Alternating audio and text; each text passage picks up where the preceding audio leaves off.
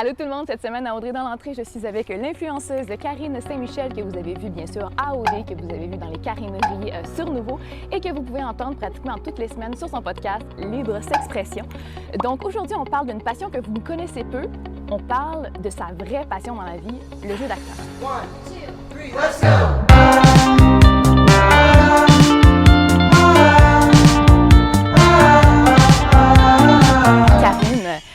Ce que peu de gens connaissent de toi, c'est que tu as fait une école de théâtre, tu es allé au conservatoire La Salle, tu as fait ton cours en animation à Promédia et tu as aussi un certificat en scénarisation, tout ça avant d'aller à OD. Et les gens t'étiquettent encore d'influenceuse, puis ça, tu me dis que tu étais vraiment tannée. Pourquoi? Bien, c'est pas le fait qu'on m'étiquette comme influenceuse qui me dérange, c'est qu'on associe autant le métier d'influenceuse à du négatif. Puis qu'on considère que les personnes qui travaillent sur les réseaux sociaux sont comme un peu stupides. Je sais pas si tu comprends ce que je veux dire. Que dans le fond, tout ce qu'on fait, c'est comme chercher du fame, chercher des likes, que ce qu'on fait n'a jamais comme de fond ou qu'on est des gens qui n'ont pas d'études ou de background scolaire quand c'est pas le cas. Puis tu dois vivre des choses assez intenses à chaque jour, là, parce qu'on s'entend que tu as quand même beaucoup de followers. Là. Donc, on s'entend que tu dois en avoir des messages par rapport qui, justement, te rappellent ça. Oui, ouais. Beaucoup, mais de moins en moins. OK. Honnêtement, vraiment pas beaucoup depuis les, je te dirais, 2 dernières années. OK. Très peu, ouais. Est-ce que tu sens que les gens se sont plus conscientisés ou il y a juste une évolution sur la vision qu'ils ont de toi? Je pense qu'il y a une évolution sur la vision des gens. Oui, clairement. Qui disons de moi, ouais. Il y a quelques semaines, j'ai fait une entrevue avec le réalisateur Philippe Cormier dans son entrée et on parlait du Purgatoire des intimes qui a été très médiatisé cet été. Donc toi, tu as eu un premier rôle dans ce film-là et ça faisait quand même plusieurs années là, que tu attendais le rôle, le premier rôle qui arrive. Là, ça te fait quoi après toutes ces années de travail d'enfin avoir un rôle d'importance? Ça m'a tellement... Pour vrai, je sais même pas comment le décrire, mais j'ai tellement été contente, mais en même temps, c'était... Je sais pas, on dirait ça a juste fait comme enfin. Tu le voyais comme une délivrance enfin ou mais pourquoi ça a pris toutes ces années? Bien, premièrement, c'est extrêmement difficile percer dans le domaine du jeu télévisé, au cinéma, peu importe. Comme actrice, c'est extrêmement difficile. Puis il faut travailler. Que tu aies fait OD ou que tu n'aies pas fait OD, c'est vraiment difficile. Fait que, tu sais, ça prend des années. C'est pas vrai qu'une actrice de 21 ans, en général, a une carrière de fou puis obtient plein de rôles comme ça en claquant des doigts. C'est un très petit nombre qui y arrive. En général, les acteurs qu'on voit qui ont finalement du succès sont rendus pas mal plus vieux. Fait qu'ils ont fait pas mal de tournages bénévoles, des tournages étudiants, des trucs créatifs, juste avec des amis. C'est vraiment beaucoup de bénévolat dans ce milieu-là avant de finalement avoir des vrais rôles télévisés, beaucoup de figuration. Tant que je verrai pas le film en tant que tel, je pense pas que je vais réaliser que j'ai fait un film encore parce que tourner des tournages, j'en ai fait plein, là. J'en ai fait tellement des tournages, j'en ai fait tellement des courts-métrages, des vidéos, de la figuration, de trucs. C'est comme si juste de tourner le truc, je réalise pas encore tant que je vais pas le voir au cinéma, puis là je vais faire « OK, I really did it ». Ouais. Je comprends. Puis je pense que les deux, on a ce parcours-là parce que je pense que toi aussi, tu as essayé de rentrer dans les écoles de théâtre à l'époque. Exact. Ben moi aussi, j'ai essayé pendant des années. J'ai essayé 3 fois au total. Puis la première fois, j'ai pas été acceptée nulle part. La deuxième fois, mon partenaire a été accepté partout. Il a fait les stages presque partout. J'allais avec lui faire ses deuxièmes auditions. Puis, tu sais, c'était comme re-rentrer le couteau dans la plaie à chaque fois du fait que moi, j'ai été refusée. Puis, la dernière fois que je les ai faites, dans le fond, j'ai été pris en deuxième audition partout. Puis, j'ai été pris au stage au Conservatoire à Québec. Puis, j'ai pas été pris après le stage. Puis, j'ai comme réalisé, puis j'ai comme eu l'impression aussi qu'il y avait une genre de... Pas une haine, mais un comme de dégoût / snobisme par rapport aux filles qui sont jolies, qui se maquillent, qui se présentent bien. mais qui veulent étudier en théâtre. Mais tu vois, ça, c'est quelque chose dont on parlait aussi au préalable, ensemble, toi puis moi. Tu te sentais beaucoup à l'écart de ton groupe à cause de ça. J'ai vécu la même chose aussi de mon côté. Parce que toi, tu es une fille qui se maquille, qui fait attention. Tu n'es pas dans le look hipster slash théâtreux qu'il y a. Parce qu'il y a peut-être plus un lâcher-prise de leur côté par rapport à ça. Mais tu te sentais quand même beaucoup jugée. Puis j'ai senti ce jugement aussi, mais je vois un lien aussi avec la vie en ce moment. Tu sais, les gens te jugent beaucoup, les gens te connaissent pas, puis les gens te posent une étiquette. Est-ce que tu t'es sentie comme ça toute ta vie aussi? Oui, souvent. Vraiment souvent. Moi, j'ai été victime d'intimidation toute ma jeunesse. Fait que, tu sais, c'est pas nouveau. Puis je le sais que... Pas que c'était ma faute, mais je sais que je suis différente, que je suis extrêmement extravertie, que je parle beaucoup, que j'ai eu, tu sais, quand j'étais jeune, il y a eu aussi des situations, j'ai été malade quand j'étais jeune, j'étais hospitalisée, ça m'arrivait, fait que, tu sais, ça faisait en sorte que, tu sais, dans ce temps-là, les jeunes sont vraiment méchants. Ben, ça en prenait pas beaucoup, mais, finalement. c'est ça. Mais, tu sais, même après, je pense qu'il y a quelque chose avec le fait d'être extraverti que les gens associent à la stupidité. OK. Ou à le fait de ne pas être intelligente, de ne pas être éduquée. C'est comme si le fait que tu es vraiment... Spontané te donne une imbécilité, tu sais, mettons. Ouais. OK. J'ai l'impression Encore que... aujourd'hui? Oui, oui. OK. Tout le temps. Je pense que c'est comme un préjugé que la société a en général, surtout au Québec. Les gens n'aiment pas les gens qui parlent trop fort. Ça me sert vraiment beaucoup, mais tu sais, je pense pas que c'est le trait de ma personnalité qui me sert le plus en étant actrice. Je pense que pour être actrice puis pour jouer un personnage, il faut avoir extrêmement beaucoup d'empathie. Ouais. Puis comprendre, puis être capable de se mettre à la place de n'importe qui sur Terre. Puis être capable d'aller chercher en toi une petite partie de chaque être humain que tu rencontres. Ouais. Fait que je pense pas que c'est le fait d'être extravertie qui m'aide le plus. Je pense que c'est le fait que je suis vraiment empathique avec ce que les autres vivent, qui fait en sorte que je suis capable de jouer n'importe qui. Tu sais. Puis un acteur est capable de jouer des personnages qui sont des méchants parce qu'ils sont capables de comprendre les raisons et les motivations derrière le fait qu'ils sont méchants. Mais tu sais, j'espère que ça, justement, ça vous prouve à quel point Karine, c'est une bonne actrice parce qu'effectivement, l'empathie est la première qualité d'un acteur. Là, je vois que le soleil s'immisce dans ta face. Veux-tu qu'on change de place? Je pense que ce serait une bonne idée. Hein, on fait ça. Donc, magie! Donc, Karine, on parlait de ce jugement-là que les gens avaient sur toi. Tu vois, je vais me confesser avec toi aussi. Moi aussi, à l'école de théâtre, j'ai vécu ce que tu as vécu. Avec le temps, je me suis rendu compte que peut-être les gens s'en foutaient peut-être un peu plus que ce que je pensais. Par contre, vers la fin de ma dernière année, là, j'ai comme eu un plus grand lâcher-prise par rapport à ça. Mais par contre, moi, ça a joué sur mon parcours théâtral. Ça a eu toujours... C'est ça. Je me demandais si ça avait eu le même impact pour toi. Oui, beaucoup. Moi, je pense que c'est dans mes ateliers avec Daniel Fichot. Parce que j'en ai fait 4. Puis j'ai fait 2 ateliers aussi avec Jean-Pierre Bergeron parce que je n'étais pas acceptée dans les écoles. Puis je me disais, c'est pas vrai que je vais juste m'asseoir là-dessus. Puis comme ça prenait tellement de mon énergie, ça prenait toute mon âme, on dirait, était dédiée au fait que je voulais rentrer dans une école de théâtre. Puis c'est comme si j'avais plus de personnalité, je devenais comme un zombie. Ah mon Dieu, je te file tellement, là, ça n'a pas de sens. Exact. Puis je suis sûre que toutes les personnes qui écoutent, qui ont déjà fait leur audition dans les écoles de théâtre ou peu importe, vous savez ce que je dis en ce moment, là, vous l'avez ressenti et vécu. C'est tellement difficile et drainant émotionnellement, physiquement, mentalement que... budgétairement aussi. Oui, effectivement. Fait qu'à un moment donné, je me disais juste comme... J'étais tellement tannée de me faire rejeter puis ça me faisait tellement mal de me faire rejeter. On dirait que c'était comme... On rejetait pas juste le fait que peut-être, je pourrais le faire une autre année. C'était comme si on rejetait mon être au complet. Ouais. J'étais détruite.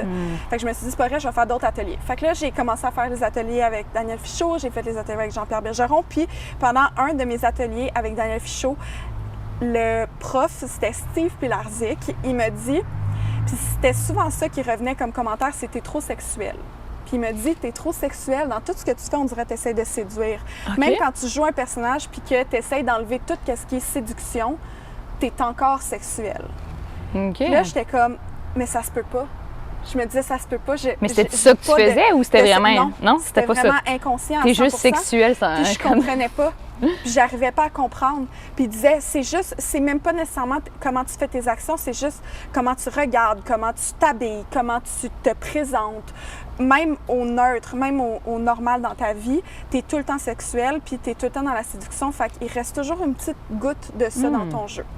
Fait que là, ça m'a commencé à me faire penser. Puis si quelqu'un a déjà fait les ateliers d'Anne Show, vous savez que les profs, et surtout Daniel, sont vraiment intenses. Souvent, ils te font pleurer, puis sont forts, ils crient dessus, puis sont quelque chose émotionnellement. Puis je me suis juste dit, je vais prouver que c'est pas vrai que je suis superficielle, que c'est pas vrai que je suis toujours dans la séduction, que je m'en fous d'être laide. Oui, mais c'est une bonne attitude, effectivement. Ils Fait que- essayent de te casser, en fait. Puis c'est Ouais. ce qu'ils ont essayé de faire, ça a fonctionné? Fait que je suis arrivée, à un cours, j'ai pas pris ma douche pendant 4 jours. Ah ouais? J'ai mis les pires vêtements, des vêtements qui me faisaient pas laids, genre dégueux, là. Je me suis pas maquillée, j'ai genre pas peigné mes cheveux. Je me suis mis le plus comme pas d'atouts superficiels, genre rien pour prendre soin de moi. Puis je me suis dit, je vais juste arriver puis je vais y prouver que c'est pas vrai que je veux séduire tout ce qui bouge. Que je m'en fous, que c'est leur impression de moi à cause de quelque chose qui est superficiel, c'est que eux me trouvent belle, eux, tu sais, Ouais. fait qu'eux, ils ont l'impression que c'est ça que je fais. Puis j'ai réalisé que quand j'enlevais tout ça, j'étais plus pareille, OK. pour vrai.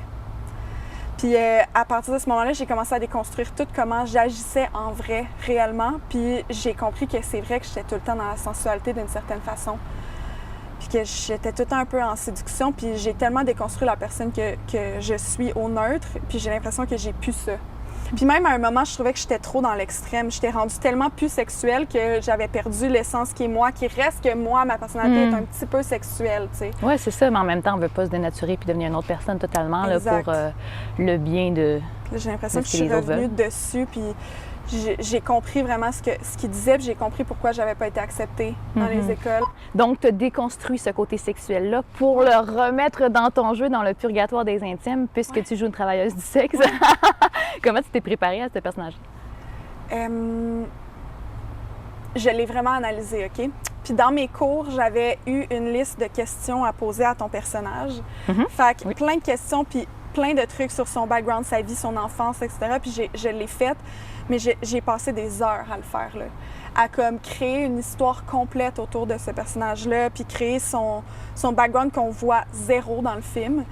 Puis j'ai créé une histoire, tu sais, comme une grosse histoire pour comme ce qu'on voit dans le film. Ben oui. Puis à chaque fois qu'il y avait des répliques, je disais quelque chose, j'étais comme, ouais, mais c'est parce que, tu sais, quand il était jeune, non, genre, je racontais une affaire, puis là, Philippe était comme, OK, d'accord. Mais ouais, j'ai fait ça, puis ça Non, m'a mais pris c'est full bon. de temps. Puis même, j'ai changé ma posture dans le film, j'ai pas la même posture. Puis là, OK. je passais du temps, mettons, je faisais ma vaisselle ou je faisais mes petites choses avec la posture de Cherry. OK. Puis là, même, des fois, j'étais avec mes amis, puis j'étais comme, ah, c'est vraiment drôle, je vais juste te montrer comment Cherry elle réagirait à ça. OK. Puis là, je faisais comment que Cherry elle serait dans une situation. Puis je suis comme, mais Karen, elle ferait pas ça, là, mais tu sais. Ah, c'est bon. Ouais. J'adore. C'était comme... Il y a comme une immersion de ton personnage Ouais. dans ta vie. Ah, c'est le fun. Ah, c'est vraiment cool. Je trouve ça cool. Bon, là, on en a parlé. Tu as fait OD. On a pratiquement le même parcours dans la vie, sauf ça, peut-être. Mais dans la vie, être artiste, c'est vraiment difficile. On en parlait tout à l'heure. Juste percer, juste essayer d'avoir un minimum de visibilité, ce qui donne la crédibilité, malheureusement. Ça, on pourrait en parler Pas pendant toujours, des... pas toujours. Pas toujours? Non. Mais en fait, quand tu n'as aucune visibilité, m'a dire qu'il n'y a pas de crédibilité pantoute là. Fait que, ça, c'est sûr, 100%. Mais quand tu as de la visibilité, tu n'as pas toujours de la crédibilité, tu me dis. Non, pas nécessairement. Est-ce que tu accordes autant de crédibilité à tous les candidats d'occupation double? Non, t'as raison. Pourtant, Ouais, ils ont tous de la visibilité, tu sais. ouais, c'est vrai.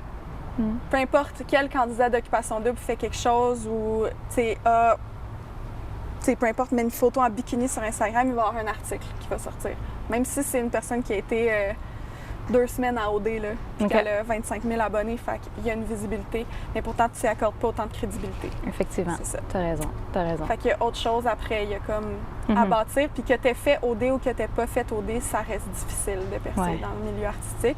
Puis, tu sais, moi, j'ai passé des années à travailler vraiment fort pour avoir aujourd'hui la crédibilité que j'ai. Puis quand je suis sortie d'OD Bali, j'en avais pas de crédibilité. Tu sais, même si j'avais fait OD, puis même si le monde disait « Ah ouais, mais elle a ça parce qu'elle a fait OD », non. J'ai ça parce que j'ai étudié. Ouais. J'ai ça parce que j'ai travaillé. J'ai ça parce que ça fait 800 000 courts-métrages étudiants que je fais. Tu sais, le film avec Philippe, là, Ouais. je l'ai obtenu parce que j'ai joué dans un court-métrage étudiant que Philippe faisait il y a une couple d'années. Ouais. Il était à l'école, il avait fait une annonce sur une page. J'avais fait OD dans ce temps-là. Là. Puis encore, je faisais des courts-métrages étudiants, des trucs bénévoles avec des jeunes réalisateurs juste parce que je voulais continuer à jouer, parce que je voulais continuer à faire des trucs que je tripe, que j'aime. Puis Philippe, j'avais juste postulé pour un rôle. J'avais été pris, puis il a full aimé, on s'est vraiment bien entendu. Puis après ça, il m'a appelé en audition pour son vrai film Ouais. une couple d'années plus tard, tu sais. Ouais. Puis de toute façon, il nous a certifié, Philippe, que tous les acteurs, les influenceuses qui se trouvent dans son film sont d'excellentes actrices. Alors, j'ai aucun doute là-dessus. Puis la façon dont tu t'exprimes, puis t'en parles justement, tout ton travail d'acteur que tu as fait, c'est sûr que ça va être, en tout cas, j'ai hâte de voir, ça va vraiment être excellent. Karine, moi, je vais Je sais pas, j'ai peur, j'ai T'as encore peur, mais je pense que, en tout cas, ce que Normand il me disait, j'ai vraiment beaucoup parlé avec Normand parce que le 3/4 de mes scènes sont avec Normand d'Amour là, ben dans oui. le film. Puis, tu sais, il y a toujours un peu un sentiment d'imposteur tout le temps. C'est comme Ok. pas un... Même si tu as fait Normand, il a l'école, super, même si tu as confiance en lui, travaillé, là, mais puis tu sais, tout. dans le sens que, oui, Ouais. t'as toujours un peu un doute comme, c'est-tu bon? Oui, c'est bon, hein? C'est comme ça? Attends, je vais l'essayer différemment. Ouais? OK. Tu sais, il y a Ouais, tout le je temps un comprends. peu de... Hein? Mhm. Je Ouais. sais pas. Tu sais, Normand, il est excellent, là. Normand, on s'entend, là. C'est un des meilleurs acteurs au Québec, là. Mais comme ça reste que... Même lui, des fois, il faisait... Ah ouais, non, je vais le faire différemment. J'aime pas trop ça. Tu sais, comme même lui, Ben oui. il remettait en doute. Tu sais, fait que je me dis... Dis-moi qui en a pas fait beaucoup, c'est normal que... Même là, je suis comme, oh mon Dieu, puis je repense à des scènes, puis je me dis, oh, j'aurais tellement fait ça différemment finalement. Puis là, je me dis, oh, j'ai tellement hâte de voir les images. Est-ce que le monde, quand ils vont me voir, ils vont trouver que ça paraît que c'est une autre personne, ou ils vont penser que c'est moi, ou ils vont tellement m'associer à OD qu'ils seront pas capables de se séparer. Tu sais, un peu comme Harry Potter, là. L'acteur qui joue Harry Potter, t'es incapable de le séparer de Mais Harry non, Potter. c'est ça, clairement. Ça reste là que Clairement. je me dis, est-ce que les gens ils seront jamais capables de séparer Karine d'OD de Cherry ou des personnages que je vais jouer? Ouais, c'est ça. Je sais pas. Puis je me dis, le fait que j'ai fait OD, je le sais consciemment que même si je suis la meilleure actrice de tout ce film, je vais quand même partir avec moins 10. Ouais. Puis je vais quand même être celle qui va être le plus critiquée Ouais. parce que j'ai fait OD. Puis tu sais, je vais être plus critiquée que Lisandre, qui n'a pas de formation en théâtre. Ouais. Je vais être plus critiquée que Gabrielle Marion, qui n'a pas de formation en théâtre. Même si moi j'en ai une, même si moi j'ai de l'expérience, je vais quand même être 10 fois plus critiquée qu'elle. Tu sais, puis au final, il y a des actrices qui étaient dans le film qui ont des formations comme moi, mais ces filles-là ont de la crédibilité, puis ont un genre de aura artistique. Eux, c'est des artistes. Eux, c'est des vrais acteurs. Mais moi, qui a la même formation, parce que j'ai fait OD, je suis pas une vraie actrice. Je sais pas si tu Oui, comprends. je comprends. À quel point c'est important, le jugement des autres, parce qu'on parle beaucoup de ça depuis tantôt, puis je vois que ça a une influence, une importance pour toi, en tout cas. Je pense pas que je suis la personne qui est le plus influencée par l'opinion des autres dans la vie en général, Non, c'est mais c'est juste que ma vie et ma carrière est Oui, c'est ça, jugement. influencée par le jugement des autres. Fait que je suis comme obligée d'être face à ça constamment. Mais tu sais, je suis pas le genre de personne qui est pas capable de sortir chez nous pas maquillée. Tu sais, je m'en fous, là. Tu sais, je suis pas le genre de personne qui capote sur une photo qui est pas belle de moi. Je suis pas le genre de personne qui va paniquer parce qu'il y a quelque chose qui m'avantage pas, qui est mis dans un article ou qui est écrit sur moi. Ou, tu sais, je vois des commentaires négatifs. Tu sais, je suis pas le genre de personne qui va paniquer puis qui va se permettre de répondre à tout le monde, puis comme très important. Mais tu sais, c'est sûr que des fois, il y a des choses que je fais comme, OK. Tu sais, mettons, quand Guy Lepage fait un tweet, parce qu'il y a eu un article dans, je sais pas trop, En Vedette, Hollywood PQ, peu importe, qui disait que j'étais plus en couple. OK. Ça arrête plus de mal aller. OK. Puis là, j'étais comme, je sais que c'était comme pour rire, tu sais, pour faire comme on s'en calisse qu'une fille d'OD est plus en couple. Puis je comprends. Puis, tu sais, Mais c'est il y pas avait toi qui as aussi décidé mis- non plus que ce soit sur Hollywood PQ, tu sais. Je veux dire, c'est pas toi qui as fait Non. comme, hey, je suis pas en couple. Non, tu Puis, sais, tu sais, en même temps, c'est eux qui ont reporté ça. C'est pas moi qui ai décidé ça, mais c'est le public qui décide ça. Là. Ouais. C'est pourquoi que les articles, les sites à potins font des articles comme ça. C'est parce que les gens cliquent. Ah oui. C'est parce que les gens Ah oui. veulent lire ça. Après ça, quand j'ai un podcast éducatif sur la sexualité, que je passe des messages, que je fais du contenu super pertinent, il n'y a pas d'article nulle part. Ah Pourquoi? C'est parce que les gens cliquent pas. Ouais. Tu sais? Mais là, c'est drôle parce que tu parles de ton podcast, puis justement, on pouvait pas ne pas parler de ce podcast-là. Tu sais, je suis comme, parlons-en justement. J'aimerais ça que tu justement m'en parles plus en détail d'abord de ce podcast-là. Ben, mon podcast, ça s'appelle Libre S'expression. Ça fait un peu plus que 2 ans que je l'ai, mais l'année passée, j'ai décidé de comme faire un nouveau départ, de comme changer tout le branding, changer le logo, changer tout, puis le pimper, puis l'amener à un autre niveau. OK. Fait que j'ai tout supprimé les anciens épisodes. J'en avais, je sais pas, une trentaine, un peu plus qu'une trentaine. C'était un podcast que j'animais avec Anne-Marie Ménard, qui est au lit avec Anne-Marie, que j'aime full, une de mes amies. On la salue, je la connais. Anne. Puis, c'est ça, finalement, on a comme décidé de tout changer puis le pimper. Ben en fait, j'ai surtout fait. Puis le but de mon podcast, c'est d'éduquer sur la sexualité, mais surtout avant d'éduquer, je pense que c'était surtout éduquer quand il y avait Anne. Maintenant qu'Anne n'est plus sur le projet, je pense que c'est surtout décomplexer, désensibiliser, normaliser la sexualité. Mais j'ai envie qu'on décomplexe un peu aujourd'hui. J'ai amené quelque chose pour toi. OK, go! Ceci est une boîte à questions de libre s'expression avec Audrey dans l'entrée. À l'intérieur, il y a des questions un peu osées sur le sexe que tu peux répondre. Tu as le droit de dire passe. Ah non, je dis jamais passe. Ah, tu dis jamais passe. OK, parfait. Alors, tu en piges et on y va comme tu veux. Là. C'est vraiment aléatoire. OK. Vas-y. C'est moi qui réponds. OK, parfait. Oui. Ben, écoute, si jamais tu veux que je réponde, tu me le diras, mais ça risque d'être moins intéressant. Quelle est ta position sexuelle préférée? Pourquoi? Wow! J'adore ça! Je pense que, ben, tu sais, il y a des raisons pourquoi j'aime chacune des positions à différents moments. OK. Mais ma position préférée, je pense que j'aime le plus... je pense pour vrai, je suis une basic missionnaire. Mais il y a comme, tu sais, la cuillère sur le côté. Ah que ouais. j'aime full, comme, tu sais, la personne, elle a la tête dans ton cou, puis elle peut t'embrasser en même temps, puis elle peut comme tout te toucher. J'aime full ça. Puis sinon, je dirais, ouais, le missionnaire, parce que la personne est comme toute collée sur toi aussi. C'est les raisons. Moi, je suis un peu...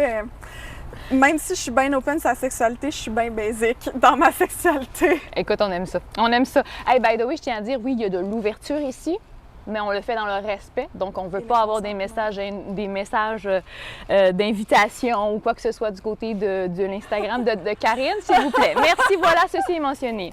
Qu'est-ce que tu n'as jamais fait que tu aimerais essayer? Sexuellement? Ben là, Ou dans la vie? Ouais, c'est ça. C'est Sexuellement. libre d'expression, là. ah oui. Que j'aimerais essayer. J'ai jamais utilisé de jouets sexuels avec un partenaire. OK. Jamais. Et pourtant, mon sponsor, mon commanditaire de libre expression, c'est Eros et compagnie. Je parle tellement souvent de jouets sexuels, mais honnêtement, j'ai jamais utilisé en couple ou avec quelqu'un, mais en fait, je suis pas en couple, fait que c'est sûr que ça devient difficile. Moi, première date avec les jouets. Quoique, mettons, tu pourrais t'essayer. Mais ouais, c'est ça. J'ai toujours essayé seule, fait que ça, ce serait quelque chose que j'aimerais essayer. OK. Prochaine question. Je trouve ça le fun. J'adore ça. Quelle partie du corps de l'homme remarques-tu en premier? Les yeux. Mais là, si on arrête, tu sais, c'est tout le temps comme le visage, hein, le sourire, les yeux. Ben oui. Les gars, ils disent tout le temps ça, ça va être beau. Je pense que la mâchoire, mais là, OK, on va arrêter avec la face. Je pense qu'ici. Le torse? Ouais. Ouais. Puis le truc que j'aime le plus chez les hommes, je vais vous expliquer, OK? C'est ici. Je sais pas comment l'expliquer, là, mais... Mais les flancs, genre le le genre slash V-neck, le V, là, tu sais, genre ouais, le V. le genre chose. de... Mais c'est pas nécessairement... Il peut ne pas avoir de V pantoute. OK. Tu sais, c'est juste comme cette région-là de comment les pantalons tombent. Je sais pas Le comment bassin? l'expliquer. Ouais.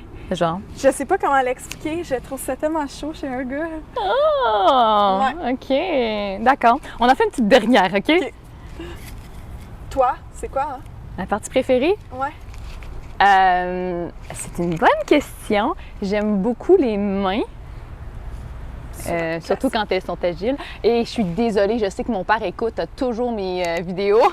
Désolée, papa. C'est ma faute.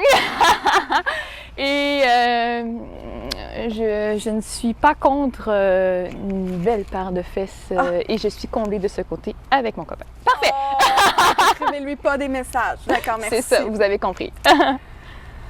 Quel est l'endroit où tu préfères être caressé? Oh! Ça va avoir l'air vraiment weird, mais j'adore me faire masser les seins. OK. Pas nécessairement sexuellement.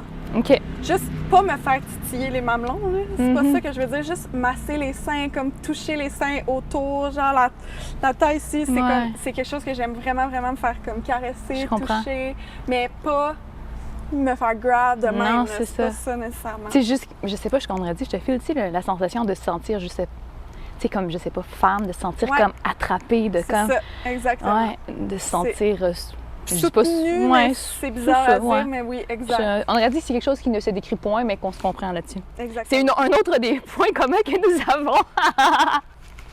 Honnêtement. Et voilà. Écoute, mais merci. On va aller remettre là-dedans. Super. J'adore ton jeu. C'est cool, hein? Ben écoute, je vais te le laisser si jamais tu veux jouer avec Une date! une date, exactement. Hey, c'est un bon jeu. J'aime ça. Tu devrais. Vraiment. Fais-le avec ton chum. OK, parfait. Je t'en donne des nouvelles. Hey, merci Karine. Merci beaucoup d'avoir été avec nous. On va arrêter ça. Le soleil, encore une fois, est en train de te revenir au plein visage. On a bien essayé, mais écoute, le temps passe.